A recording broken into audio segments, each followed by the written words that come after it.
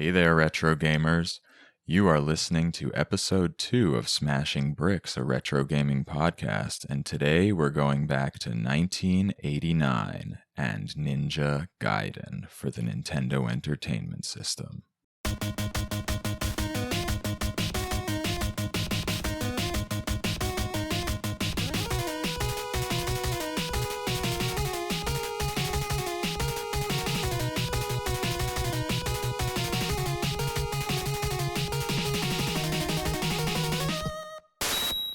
Hey, welcome back. I'm Eddie Inzauto, your host, and today I'm going to be talking about Ninja Gaiden for the NES, developed by Tecmo in 1988/89, depending on where in the world you are. And joining me today is my old friend, Anthony Gnagnarelli. So Anthony has been playing video games since the ripe old age of around, 3 years old? You got an NES? Tell me about it. Yeah. My cousin, who was about like 18 years my senior, came over with an NES one day, and we played some Super Mario, and was actually introduced to video games and the classic NES controller, and it changed my life, man. Changed your life forever, and you've been playing games ever since, right? Oh, for sure. Yeah. So you are one of my childhood friends who had one of the large NES collections that would be so exciting when we would get together and I would see all of the games that I oftentimes had no idea existed in the beginning because it was so early in our lives. It was like before I had Nintendo Power, before I was tuned in at all, as much as you could be as a little kid, right? Yeah, I remember you mentioning something in episode 1. I was like, I wonder if I'm one of those buddies. Sure enough. Did I ever borrow Super Mario Brothers 2 from you? You definitely did. We may have solved that mystery then. There we go. All right, so you've been playing games since the NES. So, well, how about now? Are you doing anything with video games now, or are we just focusing on selling houses? I've been selling real estate now for about 10 years. I work with my old man. He's been doing it for about 20, and that encompasses most of my time. I've got a beautiful 3-year-old daughter, Harley, and she takes up, the remainder. So there's very little time at 35 to get games in, and thanks to emulators, I've been going back and forth with some free time between some PS4 stuff and a lot of NES as of late. Yeah, NES is a great one because you can get through the games pretty quickly, as long as they're not cripplingly difficult, which leads us to Ninja Gaiden. For sure. So, just a little history about this game. I'm not going to go into it like I did with Mario in the first episode, but so Ninja Gaiden was developed by Tecmo. It was released in 1988 in Japan on the Famicom, sort of concurrently with the arcade Ninja Gaiden, which was a completely different game. They weren't ports of each other. That was more of like a side-scrolling beat-em-up, and this was more of it's also side-scrolling, but it was an action sort of ninja game. It was originally called Legend of the Dragon Sword. In Japanese, it was Ninja Ryukenden. And they were aware of the popularity of ninjas in North America, which actually I have a funny story relating to this recording. We'll get to that. But they were aware of the popularity of ninjas in North America, so they decided they would call it Ninja Gaiden or Ninja Side Story. I don't know why it's a side story, but there it was. It supposedly drew inspiration from the Mario series and also other beat-em-ups like their own arcade game, and of course Double Dragon was out recently, and Castlevania was another big influence on this one. So before we continue, this ninja thing, when I asked you what games you were interested in talking about for this episode, how many games were about ninjas? I think 3 out of the 4 games that I mentioned were about ninjas. So oddly, yeah. So is that oddly, or are you just super into ninjas, or were you super into ninjas back in the day? I think I've always been super into ninjas, honestly. I mean, yeah. A lot of little boys of the 80s probably feel the same. between Teenage Mutant Ninja Turtles and GI Joe. I mean, like, ninjas were everywhere back then. Yeah, I was just gonna say either ninjas or like commandos, basically. Yeah.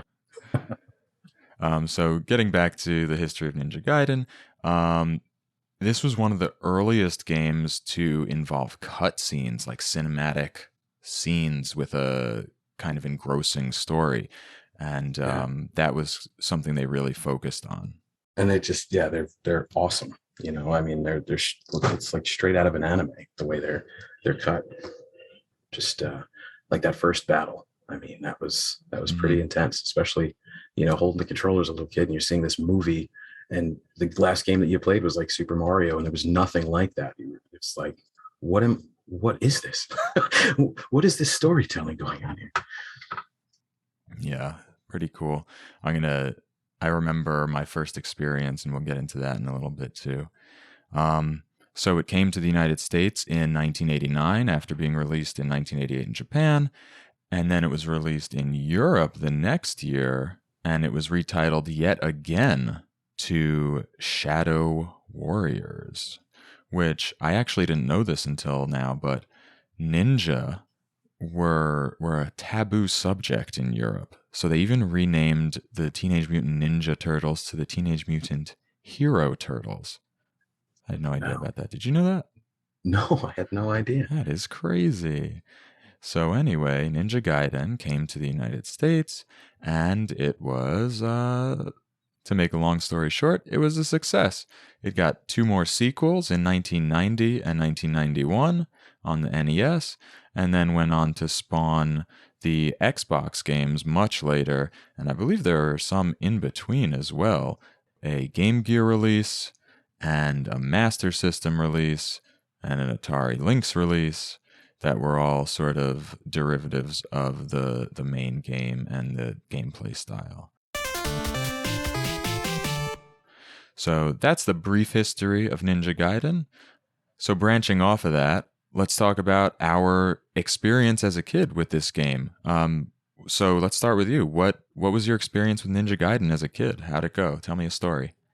I mean, I thought it was so cool. He's wearing this blue gi, or his whatever the right proper name is for his ninja attire. But he was jumping and slashing. It didn't matter what was coming at him on the screen. He could rebound off walls, or cling to walls. There were so many different types of enemies.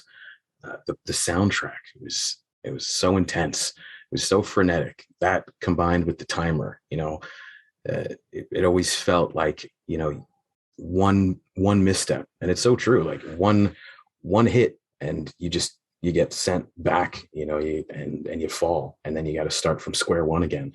The Infinite Continues was a game changer also, because you could just go back and back and back, and it was just like you had mentioned, it was willpower that was going to get you through this game, and time, because you look up at the clock and 3 hours have gone by.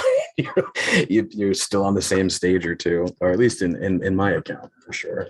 But it was just so awesome.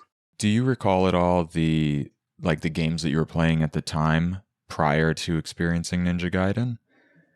And like the is there any recollection of, first acquiring it or anything like that? I believe it was something that my mother and I had picked up either at Toys R Us or Child World back in the Yeah, day. Toys And I R Us, remember baby. the aisles and the way the games were lined up. You had these all the boxes on display with like these giant price tickets, and I just saw the ninja on the cover with the flames in the background, and I was just like, this looks amazing. And you were able to flip over the box and see some of the images of the game. And yeah, I begged my mother for it. So, Nice. Those yeah. glistening deltoid muscles on Hayabusa. Yeah, also a common theme of the 80s, just all of the steroid stuff. I mean, he was hulked out, Yeah.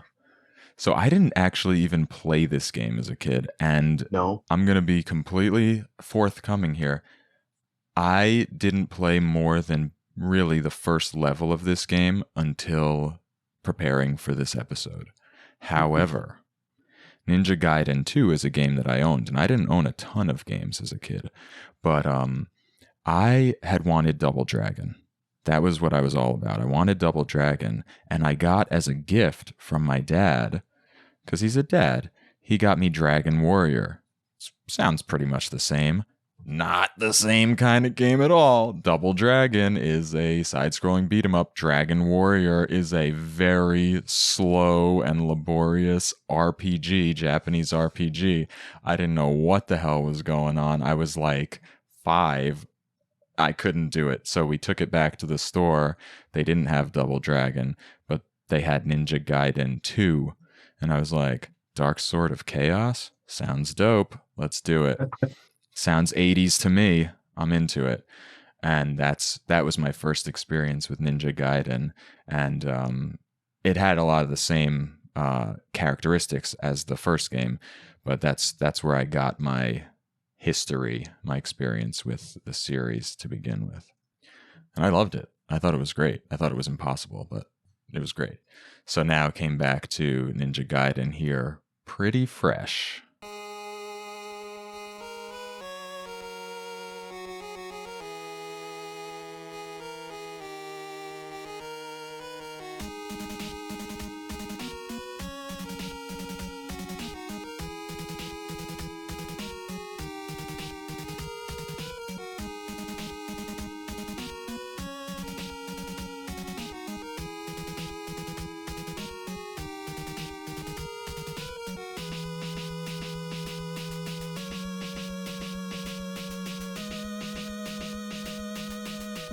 So, what is Ninja Gaiden? It's a. Could you want to tell us about the basics of the game just before we get into our full play here?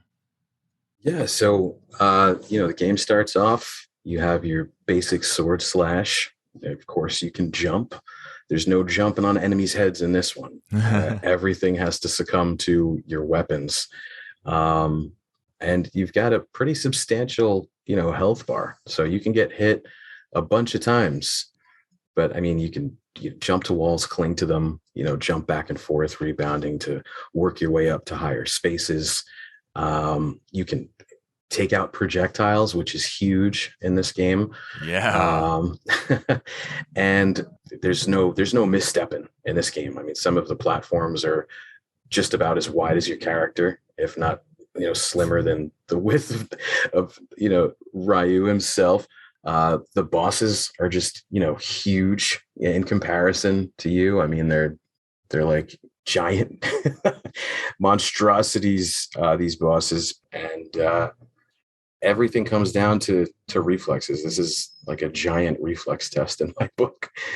Yeah, so true. And what you said about coming down, it basically comes down to milliseconds. Like if you tap the B button, 1 millisecond early, then maybe the enemy that you're trying to hit or the bullet hasn't reached you. 1 second late and it has hit you. So in between there, you have to get that sword press. I noticed that a lot, especially in one of the bosses. It's like really important. Oh yeah.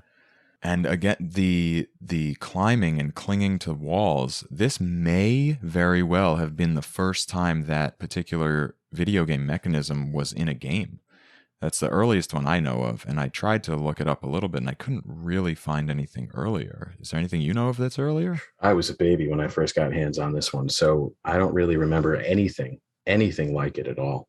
But I do remember tons of games that I guess use this as inspiration. They were like, "Oh, this is a pretty cool mechanic. We're going to use this for sure." For sure, yeah, super cool to be climbing on walls, and then they expanded on it as the series went on. Oh, another thing that was pretty cool was the secondary weapon. In this game, you were able to, you slashed your sword, obviously, with one button. You jumped with the other button.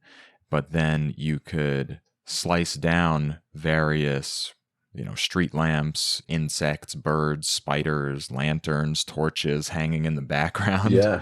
And when you did that, something would drop, a power-up would drop, and it would be either something that gave you more spiritual strength, or something that gave you points, or a weapon itself that operated off of your spiritual strength number.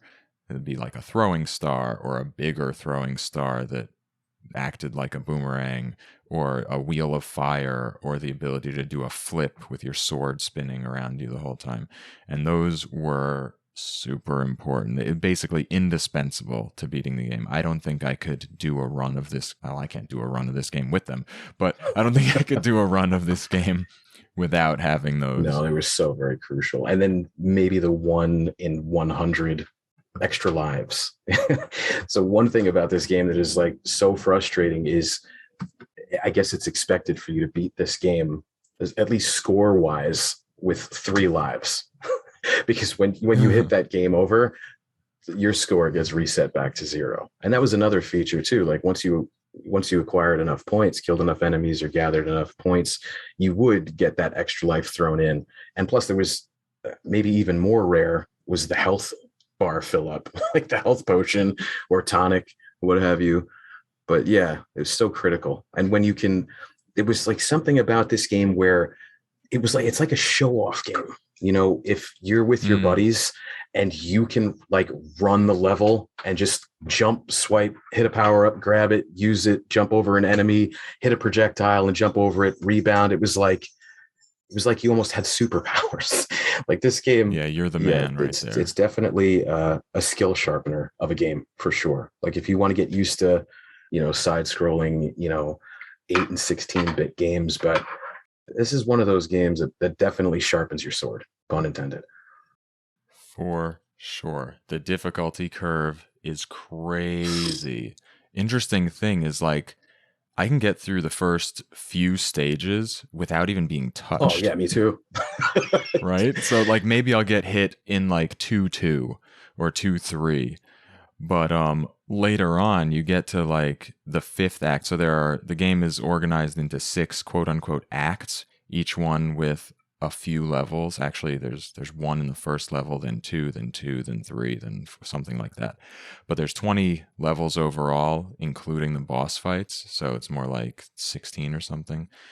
But you get to Act 5, and it goes from, oh, this is like a super easy, fun game to kill everybody, to, oh, this is like a normal difficulty game, to, oh, this is a hard game, to, what am I playing? Why am I here? And who is the sadist who designed this? I was thinking the same thing earlier. I would really like to meet the guy who designed this game. It's crazy. You, right? sir. Sir. I didn't beat the game fairly. I played on emulator, and I beat the game with save scumming. And for those who don't know what save scumming is, that's when you use the save state feature to save your state and continue playing. And if you get hit or fall in a hole, you reload immediately and try that exact portion over again. Oh, you like never a lose mid-level lives. save. You don't lose health. It is just the most unfair way to play. But I beat the game that way. Oh, man. Without doing that, I got to, I had to stop, but because I played the first time with save scumming, and then I had to stop at the final boss. I got not the final boss, the second to last boss, who I think I would have beaten because I didn't think he was all that crazy to beat. But there was no way I was going to beat the final boss without doing that. It felt literally impossible to me. Totally. I didn't even know about saves coming. Did you have the same experience there, or did you beat it? No. I got, and there's one thing that I remember reading about was that in the later levels, you don't just get to start at that stage or that level that you made it to. It kind of like kicks you all the way back to like 6-1, the beginning of the 6th act. And I think it happened to me on the second time. I was just like, you know what? I gotta put this down, because the climb in those later levels to get to the boss, and when their health bar is like 1 hit point or 2 hit points, and you succumb to that fatal blow, and then you get sent back basically 4 or 5 levels. I was like, I can't do this, bro. I know. Is that if you're fighting the last two bosses that Yeah, happens? Because I died in the last like 6-2 and 6-3 and just started back at the beginning of 6-2 or 6-3. I didn't go all the way back to 6-1. yeah, But I remember dying at the final boss and going to 6-1. I was like, what? yeah. The final boss Where? is after Malth, right? After Jackio. Oh, okay. We'll talk about Okay, it. for sure. Okay, so before we run through like all the levels in a little bit more depth, I want to ask you, what was your favorite power up weapon? My favorite power up weapon was definitely the enhanced Shryuken. The windmill throwing star, as it's called in the instruction booklet, Oh was yeah. also my favorite by far. It was huge. It was almost as tall as Ryu himself when you threw it. But then I think by mistake, I figured out that, oh, I can throw it and jump. And then this thing goes back and forth and it won't stop. I don't even think that there's like a boomerang count. So long as it doesn't, get reset off the side of the screen, you can Or touch or you. touch you. Right. Yeah. You Yeah. just plow through levels with that thing. Basically, Yeah. that turned into my strategy was get the windmill throwing Yep. star, throw it, and make sure that I didn't catch it ever again if possible. Yeah. Throw, jump, duck, jump. Yep. And just let it do the Yeah. work. But that's also not super easy. That takes a lot of skill, I think. Yeah. I mean, the throwing star is okay if there's an enemy that's off in the distance that you just want to, just take off the board. But one of the things, and this is like notorious NES stuff, is, you know, the reset panels on the edge of the screen. So there are some jump points in this game, where you're like, all right, I got the enemy. Let me just backpedal one step so I can make sure I get this long jump. And then that bird shoots back out. It takes out your Yeah. last 3 hit points, or that zealot throwing the whatever it's called. What is that character's name? The banshee, the one yeah, that throws like the swords that look like holy crosses. yeah, with their green skin and their overcoats, their tunics or whatever it is. Their hood. Oh, yeah, dude. So many parts of this game. Yeah, basically you move a pixel and the enemy will respawn on the edge of the screen. And they're So and frustrating sometimes. There's some stages where it's not even. It's like if you go backward, there's a new enemy that pops up that was never there when you're going through. It wasn't even there before. No. It's crazy. Oh man. Yeah, so this is the series that these games, the NES Ninja Gaiden games are the games that I associate more than any other game in the history of gaming with this respawning enemies syndrome. And after this play, fully confirmed. Mm-hmm. I found that it was better to dodge enemies and let them go on living on screen rather than killing them and have them respawn back at their starting point. Because as long as they're on the screen, there won't be two of them. Right. It's like it's the same enemy, the same person, just revived back where he began. Yeah. So if you just let him be, especially like with bats, because they just go continuously across the screen, if you just jump over them, it's way better than killing them. Oh yeah. Oh man. I would find that when you got to pits, most of the time, like once I was getting more familiar with the game, I would go all the way up to the edge, see what happened before trying to jump, or do like a fake jump to fake out the game, be like, oh, you thought I was going, but not this time. And then like, a bat and a cheetah would come and be like, that would have been my doom. Yeah. The tiger, which really looked like a cheetah, but I guess it's like a mountain tiger. Oh my God.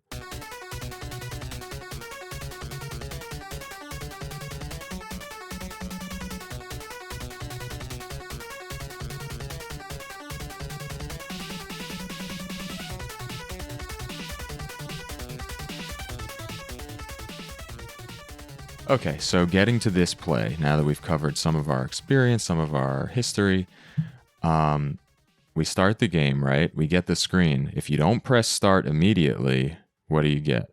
You get like this this cut screen as it goes to like this movie you're watching. You hear the music. This game has some of the most epic music in all of video gaming to me too. I mean, I hear it and it sends a chill up my spine. But you got this black screen with like Yeah. this black top and bottom. It's almost widescreen before widescreen was even a thing. You got this letterbox, and you see, these two ninjas facing off, standing apart in this rice paddy or field, and the sky is just like pitch black but painted blue because the moon is bigger than you've ever seen the moon to be. you know and then one, there's a red ninja, and then there's a gray ninja, and then they start running.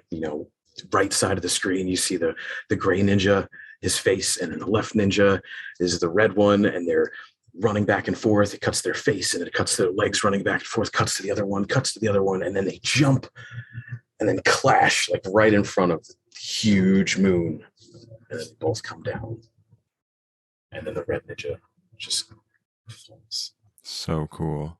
So epic for the time. And you could miss that completely too. Oh yeah, just press start you and get just right press to start it. and go into the game. And actually, as a kid, when I had Ninja Gaiden 2, I wasn't even super into these cutscenes. So I'm going to get to that game next and see how those went. Because I just wanted to play. As a kid, I just want to play. I don't even know what the story is. But this time I watched through and I was like, damn, these cutscenes are dope. It's got a story. It's got intrigue, mystery. The ending was a little whatever, but it's fine. We got there. So first level, we were instructed to go to America to visit our father's friend, an archaeologist. Yeah, Walter. So we just go to a basic street in America. Yeah. This level's pretty easy, right? Oh, for sure. Yeah. Yeah. It's laid out. You see like brick buildings. You got what looks like concrete floor, ground. You got what looks like apartment buildings or with storefronts at the bottom, chain link fences. Mm-hmm. Like, oh yeah, I've been here. I've seen this before. Just yeah, but a pretty good scene, right? Oh, pretty good graphics. Good presentation of where you are. It's like interesting. Yeah.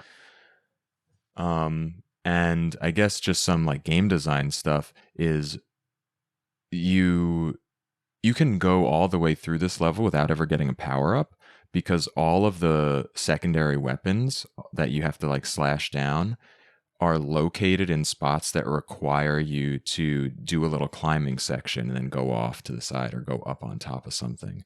And even at the very end where you have to go up and then come down, there's I think a windmill throwing star, but you would have to slice it as you're on your way falling down. So you can get to the boss here without even experiencing the glory that is the secondary weapons, which I think is cool. It rewards you for being experimental with your platforming, and because it's so easy, you do, so you don't really notice that unless you're looking for it like I was.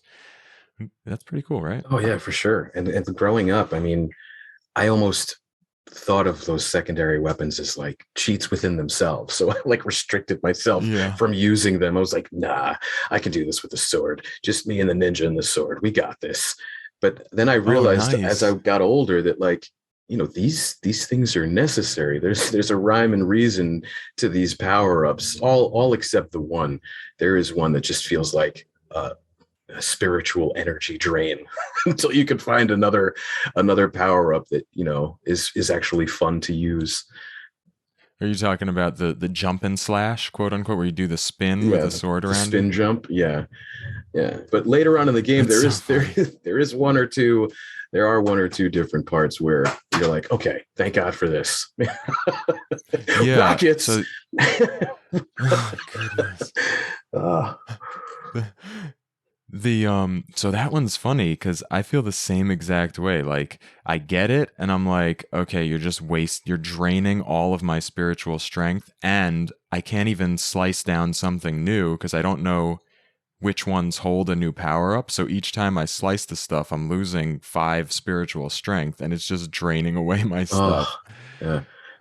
Really frustrating. But then like you have to make a jump where there are 4 enemies, and you're like, perfect. Yeah. jump and slash. That's all I needed. And as a kid, like just to compare my old play versus, the last few days of really digging deep into this game, like I used to think that, oh yeah, I should get all of the power-ups, and the order that they come is just the way, because there's got to be some type of points or associate. Like I'm not playing this game correctly if I'm not getting all the power-ups. But just in the last like 24 hours of, getting deeper into this game, it's like, I don't need that power-up. I don't need to go that Yeah. way, or yeah, no, screw that. you know, but yeah, and one thing about this game, I'm sure we'll get into a little bit later on, is the the pace of the music is just so frenetic, and there's a timer there. Side note, it's really awesome that if you're at the top of the screen, not only you but your enemies actually like exist over the score and the timer and your players and the health bars, which I thought was pretty Hmm. cool. It added like some depth like to the game. Yeah, that timer is intense because like, there's no way to get time. There's just as much time as the level starts with, and that's what you Yeah. get. You can't increase your And if time. you go at a Nothing. I comfortable pace, you can easily get through the level, which is something that I realized. Like I can stop and maybe move a couple of pixels to the left and actually make this jump right, or just wait for the enemy to hit the right spot, or wait for their projectile to get to the right spot, or I can duck. Like I was just playing this game so laser fast that was like my downfall, because the game almost forces you into playing to the pace of this music.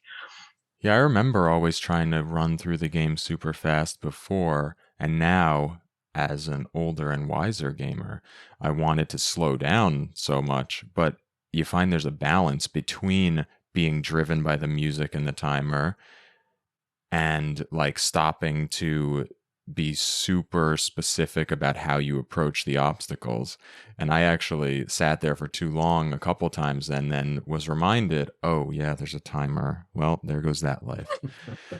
But anyway, a lot of that doesn't really even come into play until later because this first level is super easy, second level is super easy. But this first level actually gives us our first boss.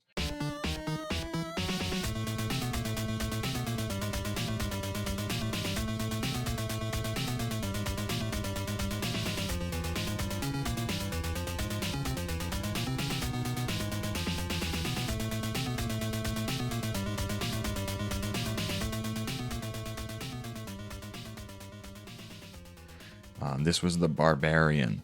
He's the guy with he's called the Barbarian. He looks more like Jason. Yeah, and oddly Right? enough, he exists Like in a bar.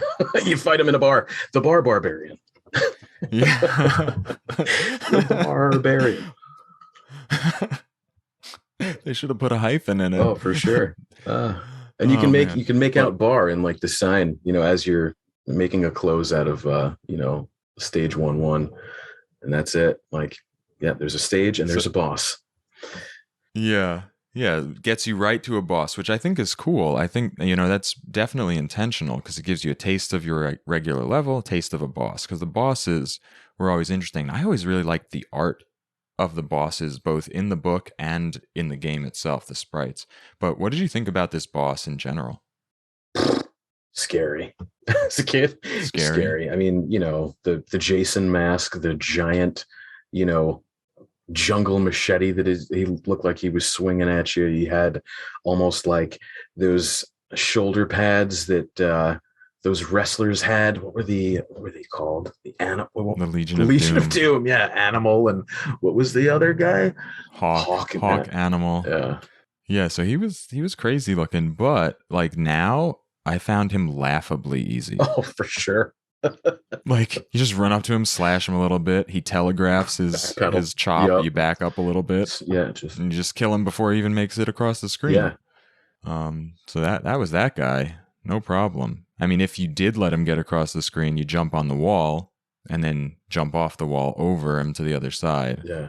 And you hit him from the other side. I thought it was funny too that, like, as you're going through this level, there are plenty of other games that show other NPCs like in the background,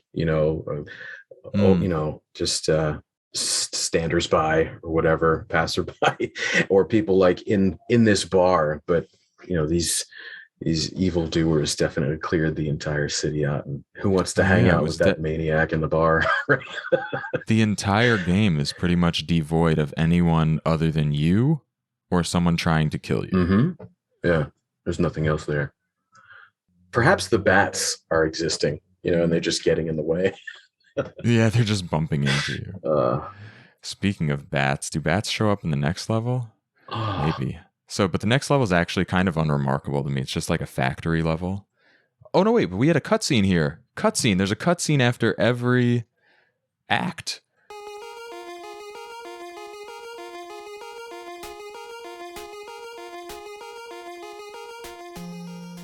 So this one had that moody, mysterious music. You meet the girl. She shoots you. yeah, What she is hits you going with a on? tranquilizer dart, right? You get tranked. Yeah, by this lady. Oh, just a woman. I forget if she said it or he said it. And then all He of us, said it. Oh, it's just a yeah. woman. And then all of a sudden, Or just a just a, girl. yeah, just a girl. She goes ahead and pulls out a gun. You're like, oh, geez. Pops him. And this was really cool because you have that zoomed in look on his eyes, which they come back to a lot. Yeah, and they go which from I color love, to but it black goes and black white. and white. Yeah. Yeah. So good. Then it goes to the next act and it starts with another cutscene. Yeah, so after that boss and that interaction, you wake up, you see a cell door and ow, where am I? And then yeah, she tells you that you got to take this idol, this demon statue and go. You're like, take it and run. And all of a sudden you're running through almost like a Total Recall looking Mars, yellow and black caution tape running down the walls. Like, what is this space? Like, where did I wait?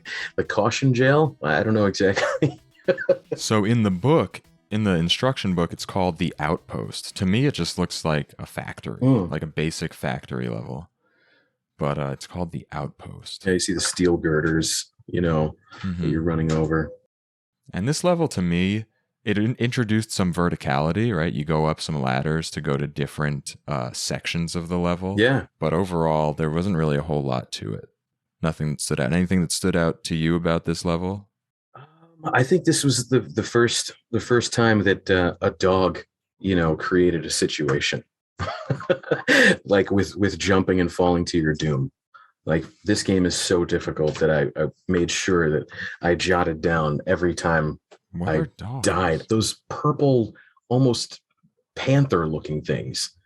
Oh, yeah, they're defined as dogs. Yeah, I thought they were. Oh, I see on the sprite, dog. Yeah, I thought at first they were like really angry cats. The way their heads are designed were pixelated, and then for some weird reason, like the feet are black and the body's blue, and I was like, maybe this is a Black Panther, and the light's just hitting it correctly. See, you could see it's velvety undercoat, but yeah, sure enough, like that's the first part where, oh, this is actually the first part where you can fall to your death, because the first level is devoid of, any falling to your doom. That's true. So it's like, oh, and that's it. There's no, blinking character that puts you back on a ledge. That's it. Your whole life is gone. It's like Mario, Yeah. But you only got 2 lives left now, boy. Like, that's it. How are you going to beat this game and keep a high score? It gets really real. So my first death was actually just like a misjump. I was like, geez. Man, the dreaded insta death. Yeah, the miscalculated jump. There will be many more later on. So that's that. 2-2, you get into like this rampart sort of tower area, which is called Death Valley, which is not what Death Valley is. Yeah, it looks like abandoned castle ruins in like the Grand Canyon. Is what it felt like. Exactly. Yeah. This one goes right to left and then left to right. It has, that's another thing. I don't think we mentioned that. When you die, actually, and you still have lives left before game over, you don't even go back to the beginning of the stage. You go back to the section you were on. Yeah. Which I thought was really cool. It's like really forgiving in that way. For sure. Just you have to play each one a million times. The trade-off is it's insane difficulty. So they throw you a bone here or there. Yeah, so this one was cool because I noticed in this level that the game started to give you the weapons that you needed right when you needed them. Like you got the invincible fire wheel Uh-huh. the first time you had to jump over a gap where there was an enemy right on the other side, where like the jump would have to be super precise. But you can get that one power up that puts a fire wheel around you permanently, not per, but for like a few seconds, like an invincible superstar in Mario. Yeah. Right then, and then later on, you have to do something like that again, and it gives you the jump and slash. So you have that, the spinning sword thing, and then a little bit later on, you get the art of fire wheel, which shoots the same sort of spinning fire wheel but out and up, and that's given to you right before you encounter a sword throwing enemy that's positioned in front and above you. Yeah. So that was pretty cool. But yeah, you were right about the consistently respawning fast moving attackers from behind, where you have to like constantly, as you're going forward, do a quick turnaround and stab, Yeah. take a few more steps, quick turnaround, The stab. aptly named runners.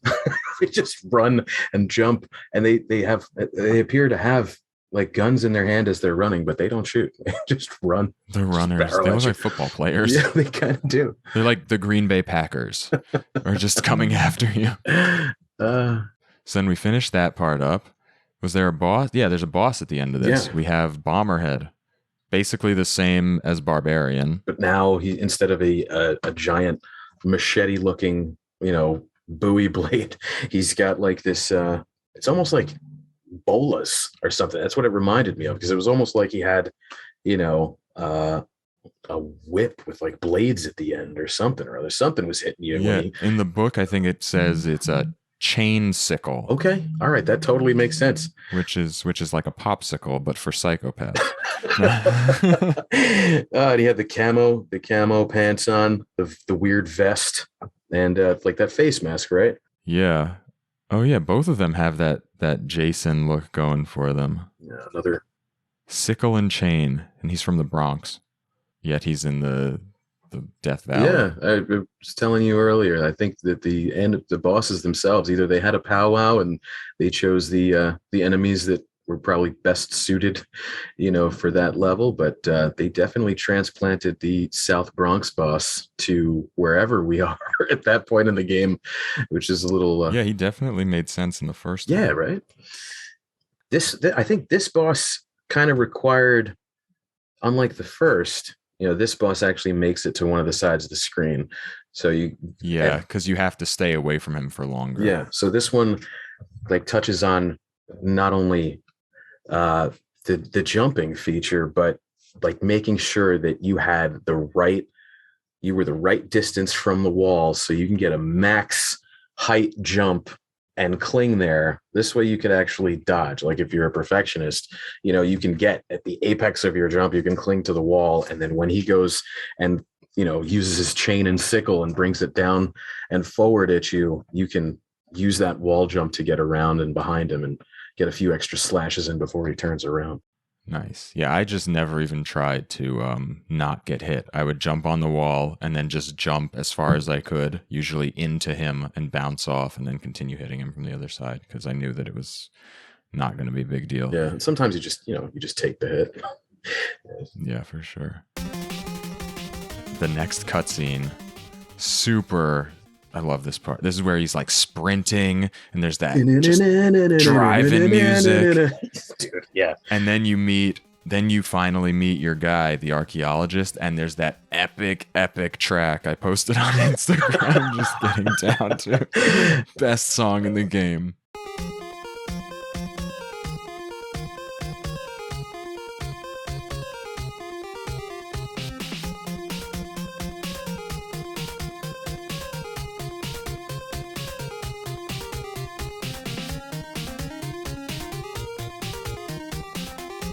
Pretty dapper looking dude between his blue flannel. There's a lot of blue in this game. I love it. That's my favorite color. But he's rocking the blue, buffalo plaid. He's got like the big tight beard going on. Like he's definitely the archetype old archaeologist dude for sure. I wonder if they had any. I'm sure that Indiana Jones was a heavy inspiration on tons of games, but I wonder if they like used Sean Connery to some point, or if that Oh, movie. some particular character. Yeah, I wonder when that movie came out, because I know Raiders of the Lost Ark actually came out in '87. Was it? I jotted that down. I had a bunch of notes. I was trying to source all of the inspiration to this game, but yeah, he's like, "Oh, you got the letter. It must have already begun." Like something to that effect. It's already begun. Yeah, it's already begun. I'm like, Yeah, what's right. going on here? And he clues you in to like something other than that intro happening, because you're a ninja. Your father, you probably learned everything from, was probably a greater ninja than yourself, and then he just gets offed before you start the game. That can't be. And it definitely Yeah. like unravels as you progress further into the story. Yeah, there's definitely a lot of previously missing exposition given you right here. Yeah. Oh yeah, 81 Indiana Jones, because you have to go to the Amazon, right? There's ruins in the Amazon. And the statue itself, weirdly, I thought it looked almost like the xenomorph queen in Aliens, with that wide, like the head that almost comes up and out. Yeah, definitely. The balloon shaped head. Yeah, it looks just like that, but obviously in like Nintendo sprite form. So then we come to, and actually this is, we're kind of revealing this as we go, but just in general, the diversity of the levels, the way they look, they did a really good job of making every level absolutely look like you're in a different place. Yeah, totally. So now we go to a place that has trees in the background and a lake and mountains, like craggy mountains in the background. And now we meet birds in 3-1. Yeah, the birds. Birds are next level hell, and they will plague you for the rest of the game. Yeah, and they're some of the strongest enemies. I think out of all the enemies, I think the most hit points you get taken are 3, and birds are definitely one of those characters. Just to, like really, they take 3. I didn't even pay attention because I was, how do you have to like give up on trying to dodge them to be able to pay attention to how much damage they're doing to you, right? Yeah. So I was always like, I gotta dodge. I didn't know who was hurting me more. I couldn't tell you which enemies hurt you at what level of damage. I think they have the same damage equivalent as a shot from a bazooka.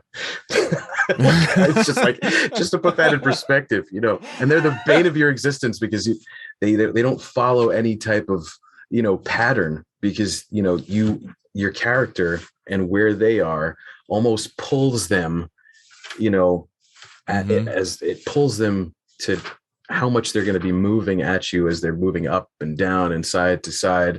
So you might be able to create a little bit of space if you backpedal a few pixels, but yeah, and throughout the game, like their amount of pull, I don't know, their amount of lateral shift, whatever you want to call it, changes up, between the color birds.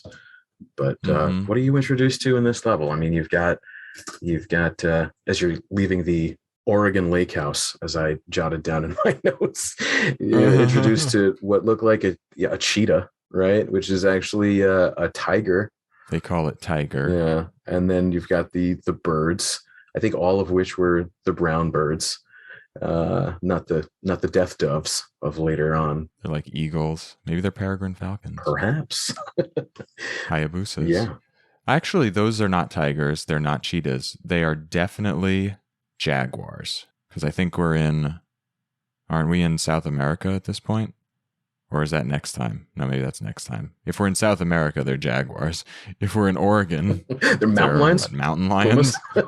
Yeah. Yeah. I don't know where we are at this point. Still in America, maybe. Probably, yeah. Because then he tells you got to go to the Amazon. So you you jet from his place, you leave his cabin, and then you're just on your way, because he tells you that there's a secondary statue, and the two of them, when they come together, they unleash this power, that could destroy a nation. Crazy. These birds, though, like, they will always settle into a trajectory finally as they come toward you. Mm-hmm. That's just low enough that your standing slice might miss them. Hmm? I wasn't sure if it was the case every time, but sometimes I would go to slash them and my sword was too high, so I just took to ducking, crouching every time they were coming toward me to slice. And that's just like one extra thing that makes them more difficult to deal with because you're working off of this D-pad Yeah. where like you're either pressing forward or down, and it takes like a split second to do any of those things. So that was that level. Then we go to the snowy area. Yeah. Oh, I wanted to mention like a little callback about these birds to our first episode in Super Mario Brothers 2. These birds were a lot like those Phanto masks in Super Mario 2 that chase you all over, except they're there in every level from 3-1 on. Yeah. You're Just introduced to your constant. worst enemy. Your worst by far. It's just the bird. I jotted down every time I died. And let's see. And who killed you? Bird, eagles, fall, rocket, suicide. Like, yeah, there was so many. I was, you know what? That was crazy.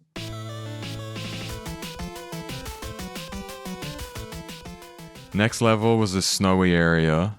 There's nothing really going on there, in my opinion. Was this the first place that the bazooka soldier is present? It's possible. Oh, you know what it was the first time we saw, though? Was when we had fast enemies coming in rapidly from both sides at the same time. Oh, the runners and the birds together. Birds, and the quote-unquote tigers, like double tigers. Yeah. This was 3-2, double tiger area. Yep. This was called the Lizard Mountains. Lizard Mountains. Okay. There were no lizards. But then we have a boss here. The third boss is called... What was the third boss called? Bassakur. Yeah, the knee-diving marble man. That's what Throws marbles at you. Yeah, he's got like these giant marble-looking things, and it seemed like he bounded back and forth like in a crouch. He was just always in a crouch, and he just... there was like what was it? Every 3 landings. So it was like one side of the screen, he would bound back and then bound back, and then he would bound back again. And then, so you'd get the shots. And again, like as a kid, I didn't really realize too much that you can hit these projectiles. You're so used to like jumping out of the way, and then you would jump up and this guy would just come down on your face with his giant knees. And, By this time I had figured it out but earlier on in the game, I slashed a bullet and I was like, oh, game changer. I can hit bullets out of the air. So by this time I was able to do it. But these are interesting because you can take out he throws them on a diagonal. There's like 3 of them. They're moving laterally, in a horizontal line across the screen. But the top one is closest to you and the bottom one's furthest in a diagonal sort of configuration. So in order to get the middle one and the bottom one, this is a moment where you have to wait just till the last second to slash your sword, and you can get them both and not get hit. If you're a millisecond too early, you get hit by the second one because you take out the first one and the second one hits you. And a millisecond too late, you get hit before you can swing. Yeah. But otherwise, he can hit you, but like there's no reason for him ever to, because you know exactly where he's jumping every time. Mm-hmm. So a little bit tougher. As a kid, in retrospect, that was kind of like the first boss that was a real big problem. Yeah. And then once you take him out, you're brought to Act 4.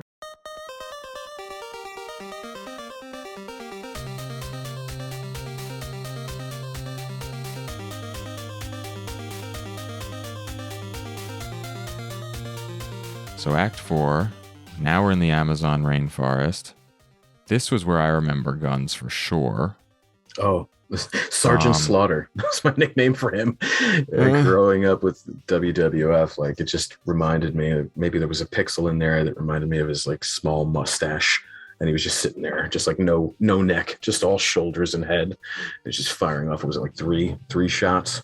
Mm-hmm. And you could take them out if you timed your slashes perfectly correct. But that was a very difficult, pattern to hit every single time. And then he normally did like this couple step forward and a couple step back. And, he always found himself, or you always found him, like on a platform where you could take him out, and maybe less than half of your character could catch the ledge, the edge. Yeah, if you're lucky. But if Yeah. you wait too long, he would always approach the edge and like kind of hang out right at the front. So you're like, you have to do it fast. Oh, I found myself with those types of enemies, I would just back off and let them respawn and then quickly go forward again. And I wouldn't really try to knock out the bullets unless it was like a reactionary thing to prevent it from hitting me. I would just try to jump over them and get yeah. to the guy. Some of the enemies with their projectiles, like, you'll get hit with a bullet and then it won't be on the screen anymore, or it won't exist. But there are some projectiles that will literally hit you and continue on their path like uninterrupted. And it's like, didn't I catch that in the arm? Like, how is it still on its path?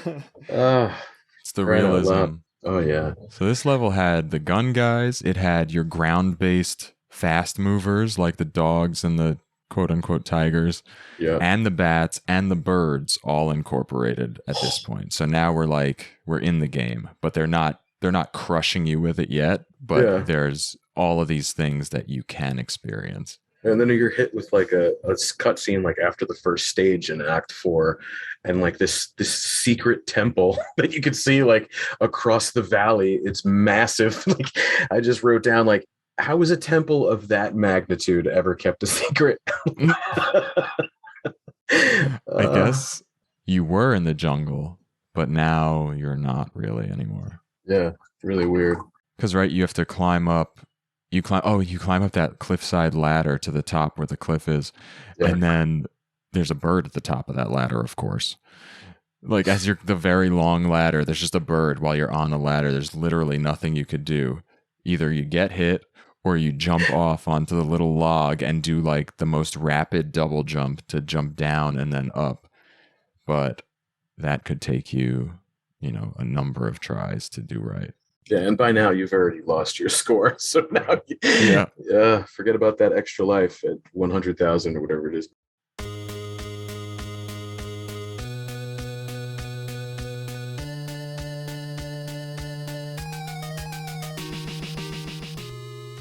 Then we're in the mining tunnel after that cutscene.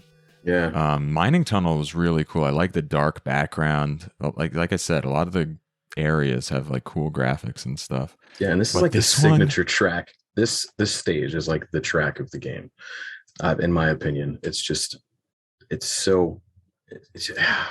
what's the word to describe it? I mean, it doesn't feel like you're pressured or you're in certain doom. This almost feels like a perseverance track, like almost like a Rocky montage. So as you're working through the mine shaft area, like you're hitting these hits, and if you're hitting them like on the count, like on the beat, and it goes to the music, this is a pretty rockin' level. Yeah, what I wrote down for my music notes here was 4-2, awesome. I didn't have like details for it, but I just wrote down, this is awesome. This one's called Unbreakable Determination, apparently.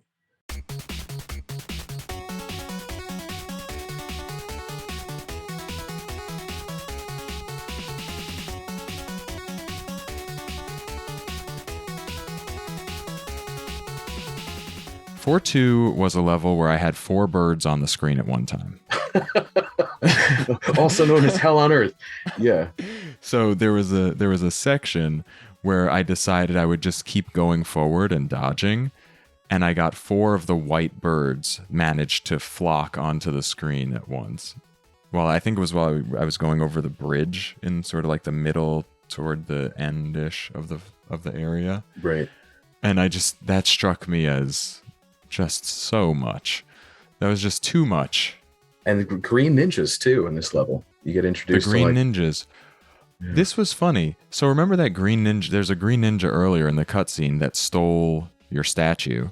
Then you go through a level and you never see that green ninja. And then after you beat the boss, I think Commando, or maybe the Massacre, you get the statue back. And I'm like, I never fought the guy who took it. And he just keeps coming back. Yeah. And then he comes and takes the other one. Like, what? Yeah. He was responsible for death number 4. when he knocked me to my death.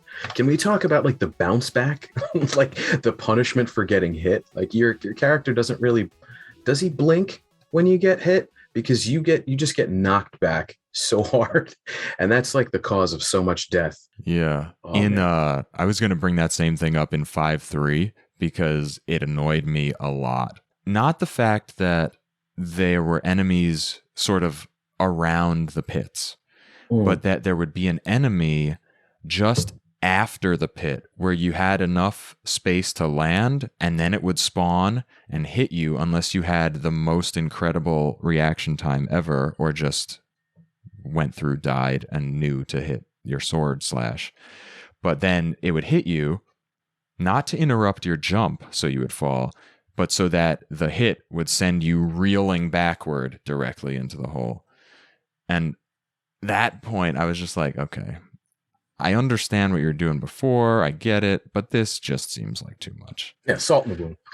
Yeah, exactly. You're just being a D-bag now.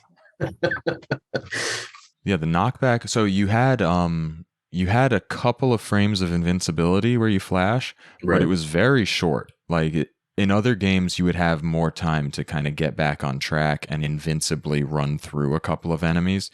This one's like, no, we know that you use that invincibility time to just run through enemies. Yeah. We're not going to give it to you. You're going to get hit by all of these, Yeah. and you're going to get juggled between enemies.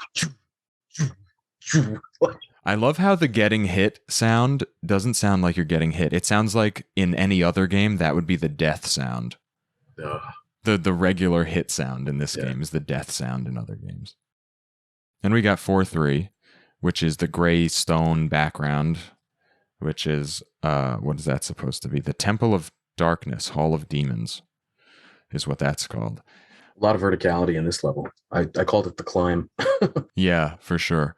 And it's got those enemies that are like gray ninjas, and they do the hurricane kick from Street Fighter. Yeah. And they're super tricky because they'll like jump a little bit, then they'll jump really high, then they'll jump close to you.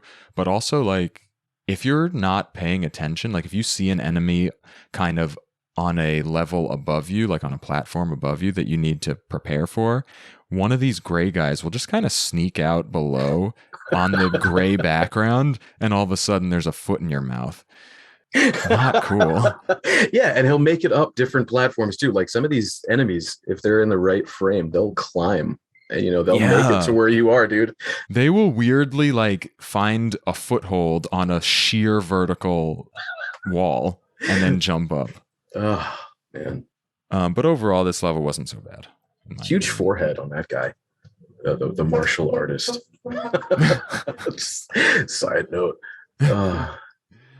Are we introduced to the Silver Surfer, the guillotine man in this level too? For the first time? I don't know. I don't know if I wrote that one down, even though that enemy is one of the roughest in the game. Oh, yeah. He takes two hits. Yeah. And he has a windmill scythe, basically, a boomerang scythe, or whatever that is that he throws. Yeah, that's a tough enemy. I don't know where he first shows up. He's definitely in 5 in numerous spots. But he might have been in 4. And then we have a boss that's also, in my opinion, the Kelberos, the one that used to be Jackio's pet. Super the dogs easy. From Ghostbusters? Yeah. The hellhounds. So like this is a gimme. Bubblegum vomit? Oh yeah, that boss is so easy.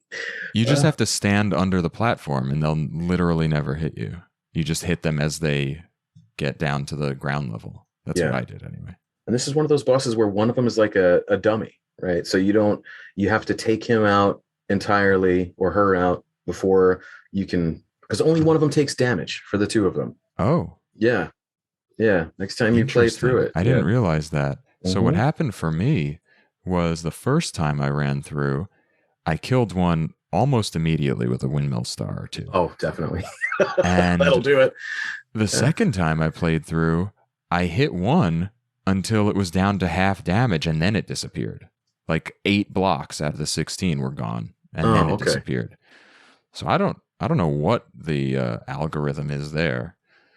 Yeah, speaking of algorithms too, like it almost feels that like this game will This game was so amazingly designed that the enemies know which path you're going to take. They'll throw some with like a high arch, and then they'll like throw Hmm. the lob shot. They'll just catch you out of nowhere on your approach. Ah,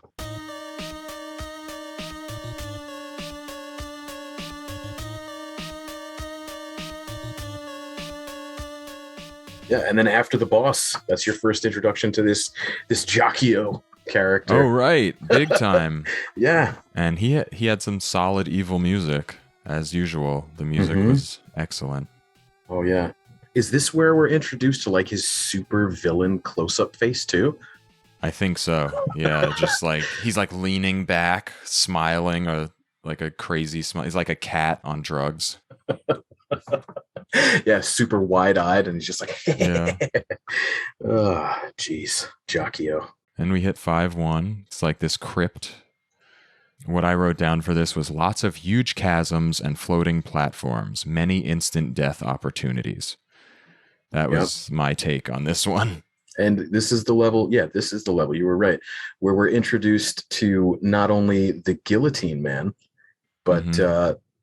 the weird monkey boy, the Greeper, who kind of like bounds at you like crouched and then leaps.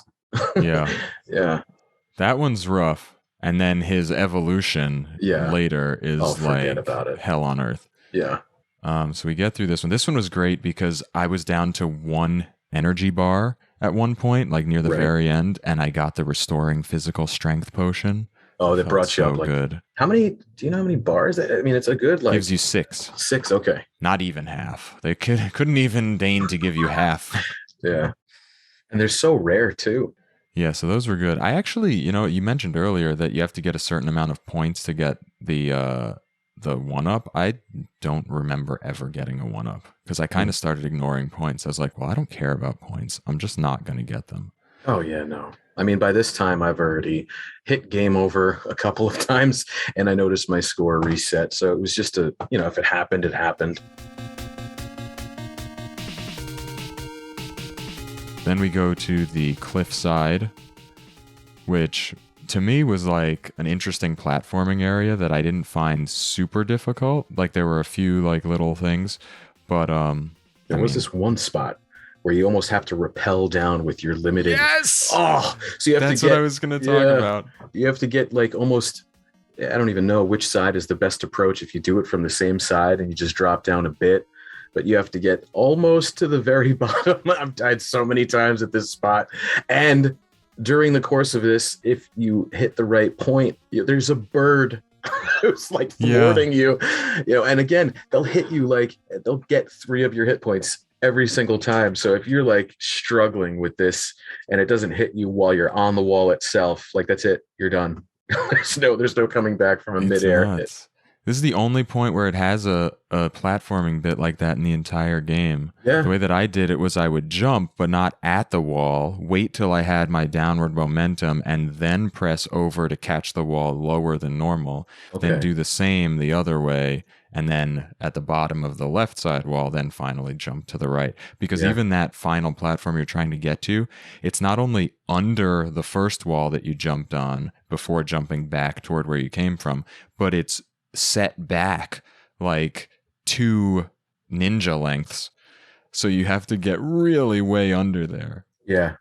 Oh, I mean, it was cool. I wouldn't mind more of those in areas where there weren't a lot of enemies, like more interesting platforming type stuff. Yeah. I guess there's only so much you could really do with the amount of controls the game has, but it was cool.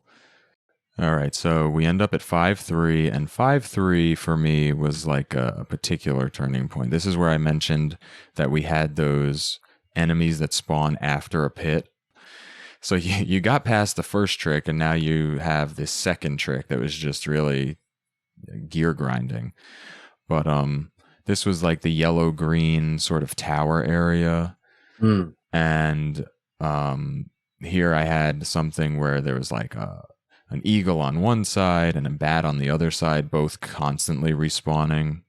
That was so. This level for me got like this is where it jumped up in difficulty for sure. Not to mention, who was in this level, right? Jetpack Ninja. We didn't get there yet. Jetpack Ninjas WTF. That's my notes. Oh no, excuse me. This is Jetpack Ninjas dropping shurikens WTF. Oh yeah, yeah. I RFB, rocket fallback, rocket man fallback with a star. That's how I knew My in god. my death tolls.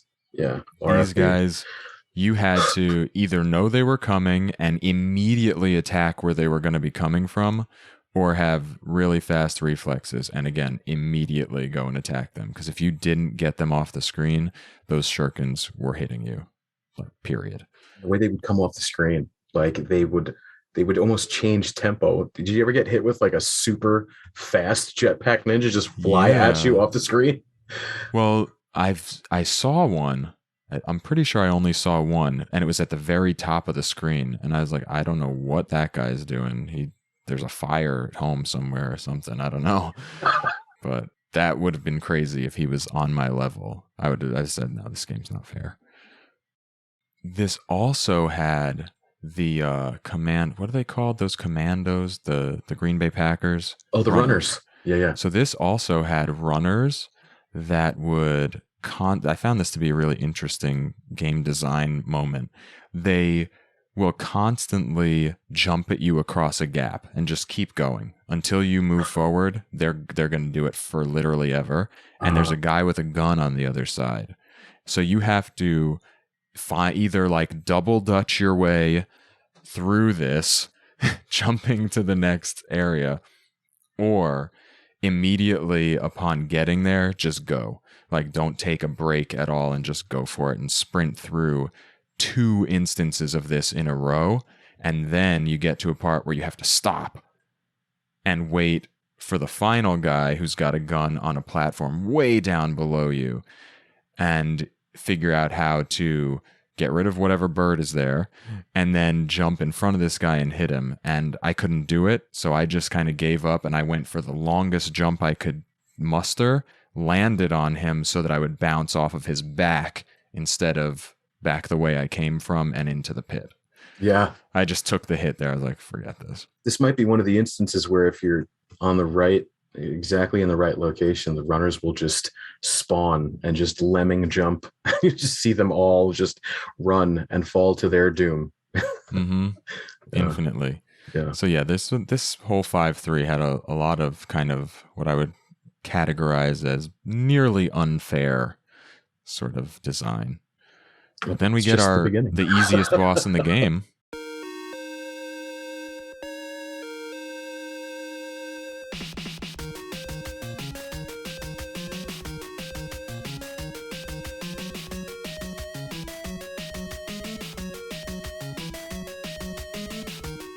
His attacks, will hit you wherever you are on the screen. So your instinct is, how do I duck or jump over these projectiles when the way to beat him is to rush him and just non-stop attack, get hit, because you're gonna get hit, but just keep attacking him. And it's Yep. just a race, life bar for life bar. That's exactly what I found too. So I thought that he was impossible. So what I said before about him being the easiest was sarcasm, because I think he's the most difficult if you're not doing what I finally just was so fed up and tried. Yeah. But I figured out one way to dodge his attacks, but I could only do it like 1 in 3 times. So I Yeah. was going to die. So at the end, I was just like, nope, I'm just going face to face, mashing B as hard as I can, as fast as I can. And that worked. And I was like, oh, that's literally all you have to do. But yeah, he was basically impossible if he didn't do that, or if that wasn't, a viable option. Then we get to 6-1, and we're still in the tower. The goblin version of those enemies, what are they called? The Creepers. The Creeper Corpse. They slowly approach and then just bounce high all over the place and chase you everywhere. And I did not like them at all. Yeah. Like the bird, they'll take 3 hit points from you each and every time they hit you. Ugh. Yeah, and there were a lot of guns on this part, and a lot of those guys and birds, but you do get a jump and slash drop. It's the only way I really was able to get through the last bits, was by getting that drop. Yeah, and this is where I kind of, stopped taking down notes and started every, every 10 seconds I would jot down how I died. Oh man. Yeah, Act 6 is responsible for uh, deaths 29 through 110. I couldn't do it. I don't know what it was. Oh my god. It must have just been like the wee hours of the morning that I found myself That's playing. awful. And this happened as a kid. This happened to me as a child, and this probably the reason I never picked up Ninja Gaiden 2 or 3, or was very standoffish decades later when it released on Xbox. I was like, oh no, I can't. Nope. Traumatized enough. It's only gotten harder. And how is that possible? I can't play this game. Jeez. Oh man. Oh, and this act began the strategic suicide, which was part of my game plan, which would have me game over so I can go back and make sure that I had the enhanced, what was it called? The enhanced Ninja Star? The windmill throwing star, I think it's called. Oh, yeah. Your saving grace. Jeez. 6-2 was the return of the Jetpack Ninjas. And in force, dude. in much greater force and over a giant chasm. Like over a half of the level's worth of chasm. And that's where they put in the Jetpack Ninjas. Actually, the first portion of 6-2 is very simple. There's a guy throwing some maces, a dude with a bat, some running dogs, whatever. There's the one dog up on the top of the platform that is kind of hard to hit. But other than that, no problem. Then you get, the floor's gone. Oh, there's Jetpack Ninjas. Conveniently, these things happen at the same time. Yeah. And then you have like the dummy biker, which is like the easiest enemy in the game. Just standing there with his club. And when he's the one that hits you and knocks you back because you're worried about everything else, it's just another point where just so lemon in the eyes. Just a gut punch. Yeah, for sure. Oh, I think this level also has a section where there's like more double spawning of birds and bats while someone's throwing something at you. There's a banshee throwing his cross swords at you while you have two things spawning from either side, and you're on a platform over a chasm. And you've got runners. It's intense. You have bats and the ninjas, runners, the green ninjas, birds, green ninjas. Jacko Murderer. The Jacko Murderer. Clamhead. Yeah, that might be my favorite design of all the enemies in this game. The regular enemies is the Jacko Murderer. I think he had a couple of those, like the Kelberos cannon, the giant lizard fire-breathing cannons. Those are fine. Oh, yeah, those are easy. Yeah. They're fine. I'm trying to think of the variety. They're adorable. Yeah. Compared to other things. Then we finished that and we get to 6-3. What was 6-3? It's like an orange background with all the green platforms. It's just like deeper into this temple. Mm-hmm. It's got more of the Silver Surfers, the guillotine men, and this one I don't think was as bad as 6-2. No, 6-2 is a nightmare. No, 6-2 is the rage quit point in this game. So we make it to the end of this after a bunch. Oh, the very end of 6-3 is kind of rough. The 5 Creeper corpses that just happen to fall out of midair, and they're all jumping and tumbling. So you just have to make a mad dash and just get hit. So actually that part is nearly impossible if you don't get the time freeze bit. Mm-hmm. Not impossible, but you're going to get hit a lot. And then you're going to get to the next part after climbing up and over a thing where there's more birds and creepers and hurricane kickers and a guy throwing an axe. Whew. Mad dash for the exit. And then the Jackio, right? Or do we fight our dad? We fight Ken. Yeah. Manipulated in the what is it, the warrior mask.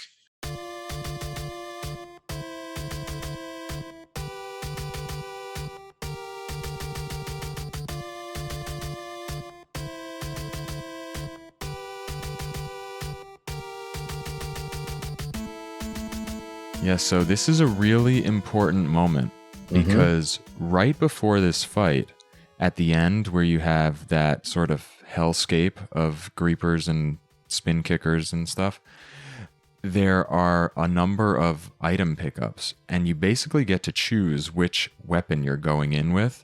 Oh, And that's how it works. Okay. if you chose to go in with the Art of Fire wheel, you're doing okay, because in this boss fight against Ken, who's indestructible, there's the little jewel in the background high up in the middle of the screen.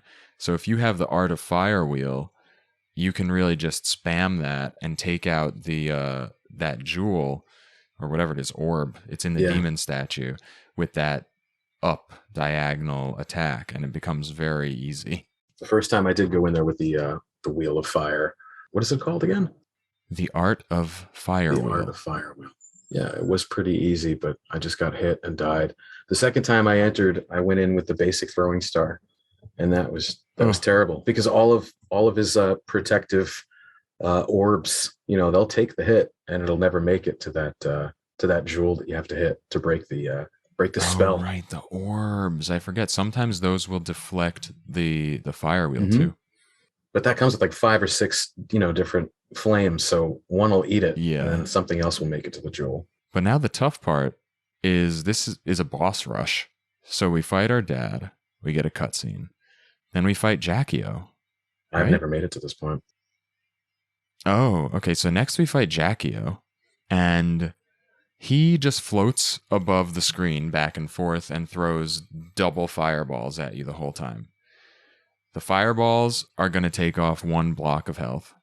This one I actually did pay attention because it was hard. Basically, you just have to hit him 16 times before he hits you 16 times. And that's the game. And it's more about patience than anything else. He's floating back and forth on the top of the screen, flying, and throwing down double fireballs that move in like weird hourglass-shaped patterns. Okay. And they're kind of irregular. But they can be dodged. And they can be dodged, and they're fairly easy to dodge if you're running back and forth also. You just kind of go beyond their path. Now, can you knock those projectiles out of the sky? I don't know. Didn't try. They're coming downward. Oh, I gotcha. So it wouldn't really help. If they're coming at you, it would help. But they're coming down from the top of the screen. I gotcha. Okay. And then there are a couple platforms across the screen. So I would just like dodge all of those, then run to the side where he wasn't, jump on a platform, jump in the air and slash him, land on the ground, and dodge again. So it was the most methodical of all the battles, I think. Like you just really had to take your time and be patient with it. And if you hit him, you lose 3 health instead of 1. And that's easy because he's moving back and forth and you're jumping. Sometimes you jump further than you want. But I take him out. And then immediately after Jackie-O, you have to fight the demon. Holy moly. Well, after Jackie-O, you get a cutscene. Then the demon comes to life. And the demon is literally impossible. No, it's not literally impossible, but it's pretty hard. Oh, it was a pretty substantial cutscene after you break that spell your father's caught in. So some good dialogue back and forth there, it looks like. Oh, yeah. Your dad, like, comes back to life and then dies again? Oh, they kill him again? I guess they kept him alive through this spell process, turning him into this weird samurai-looking thing. But then after you break the spell, I guess, with that orb that you're hitting, he kind of comes back for a few last words. Okay. And then dies for real and says, "You have to do this." Yeah, whatever he says. Jackie almost looks easier than dear old dad. Jackie-O's he's fine. Yeah. He just takes that patience. Yeah. Final demon though, impossible. So this demon you're fighting is kind of in 3 stages because he has a few weak points, and if you're just hitting him to start the fight, you're doing 0 damage. You have to hit him in the face first. He's sort of curled up like a shrimp. Oh, I see it. Yeah. With his head forward and his tail forward. Okay. And then there's like a bubble in the middle of his chest. But you have to take out his head first. And then the head, if you do enough damage, it disappears.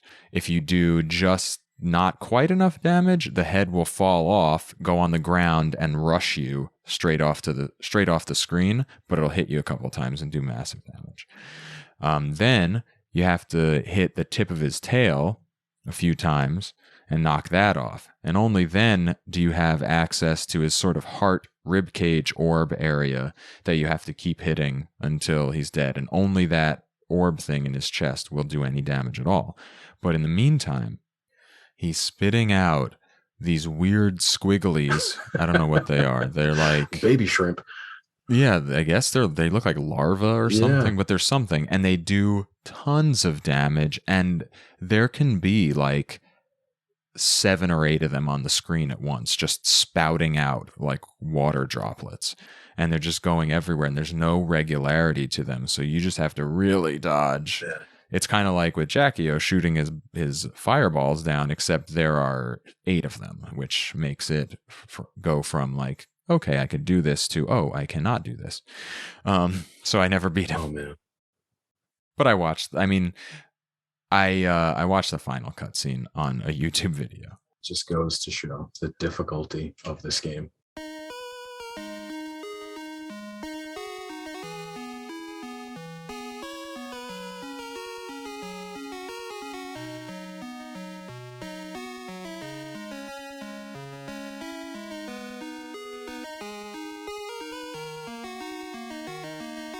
Okay, so after you beat this final demon, Dad comes alive again. So maybe he didn't die before. Maybe this is what I was thinking of. So he says, take that woman and escape. And I'm like, oh, I didn't realize she was here. But, so the girl who got captured earlier on, the CIA girl, is now there. And you just kind of run away with her, and you watch that giant temple mountain thing fall apart and blow up. And then she gets a call from the CIA guy saying, you must kill Ryu Hayabusa now. And she's like, no, I'm not doing that. She just like kind of ignores it. And Ryu's like, this bastard. Right. In any case, I've been paid. I'm gonna get you, CIA guy. And I have the girl now. And they kiss just out of nowhere. Yeah, right. What? Okay. I mean, she shot you. You ran away. You watched her get taken captive, and now you're in love. Yeah, he just wasn't thinking straight. So much testosterone running through, Ryu. I gotta kiss something. I either have to kill something or kiss something. Yeah. That's it. And her hair. Can we speak about her giant, like pear-shaped light bulb hair? Yeah, she looks like a light, like a 60-watt with like a dollop of chocolate pudding on top. It's just weird. She looks kind of like she has an orange brain on top of her head. I mean, I guess maybe that was a normal hairstyle in the 80s. Probably, right? I don't know. I haven't seen enough 80s movies to support that hairdo. Maybe in Japan. Maybe it was big in Japan. Literally. Big hairdo in Japan. And then, like, the biggest sun in the history of the world rises over the horizon. And they're standing on the precipice of like a rock that is, 1.5 ninjas wide. Like something that would have been in one of the levels. They're just standing on the top of, watching the sunrise, holding each other, and the game's like a Roadrunner and Wile E. Coyote, where the entire mountain falls except that one spot. Yeah, pretty. They're just on that spot. I'm like, how are they getting down? How did they get up there? Yeah. So that's the game. Ninja Gaiden. Overall takeaway. Would you play Ninja Gaiden 2 now? Oh, for sure. Yeah. Yeah, so it's changed your opinion? Changed your, I guess, trauma? This definitely helped, soothe my trauma, for sure. There's a lot of healing in this conversation, Eddie. I appreciate venting my frustrations out.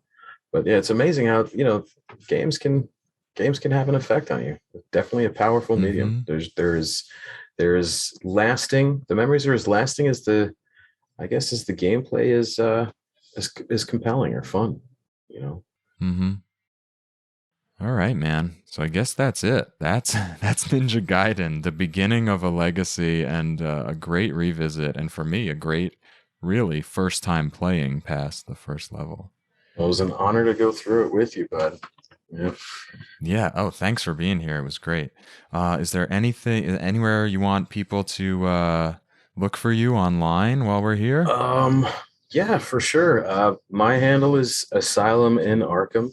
Uh, Probably one of the biggest Batman fans you'll ever meet in your life. And Very cool. my you can find my website if you're ever casually checking out real estate, anthonyjr.kw.com. That's my website. Oh yeah, buy some houses, people. Or what about selling? It's a seller's market, Oh, right? it's a super great market for sellers. Yeah, capture the opportunity. But yeah, Asylum and Arkham, hit me up. Hopefully this is the first of a bunch of episodes we can do together, buddy. Absolutely. I'd love to have you back. All right, and that wraps up our discussion on Ninja Gaiden. Now I'm going to play here a voice note that we received. This was via Instagram from the Instagram handle Retro Entertainment 1. And this is about our previous game from episode 1, Super Mario Bros. 2. So my review for Super Mario Bros. 2, like I said, I liked the graphics and the visuals of the game because it was nice for the time, the color and the little almost monochrome style. But I didn't like the gameplay because maybe it's because of my gameplay is not very good. But I couldn't get past the first stage of it. I didn't know what it was. Didn't You can see I developed. Wasn't not a fan of the game itself. I like the graphics, but I'm not very good at the game. The game just wasn't for me. And remember, if you're a listener to Smashing Bricks, a retro gaming podcast, you are invited to send us messages about the games that we play, and hopefully you're playing along with us. You can send them via text or via audio like this one. And if they are audio, then I'll do what I can to get them included in the next episode, as long as they're relevant to the game that we're talking about or the most recent game that we've just previously spoken about. So this one was about Super Mario Bros. 2. Now feel free to send us any sort of message about Ninja Gaiden or any of our upcoming games. Thanks again for listening. I hope you enjoyed it, and I hope you get in on the fun next time when I invite my old podcasting pal Anthony LaBella onto the podcast to discuss Ecco the Dolphin for the SEGA Genesis.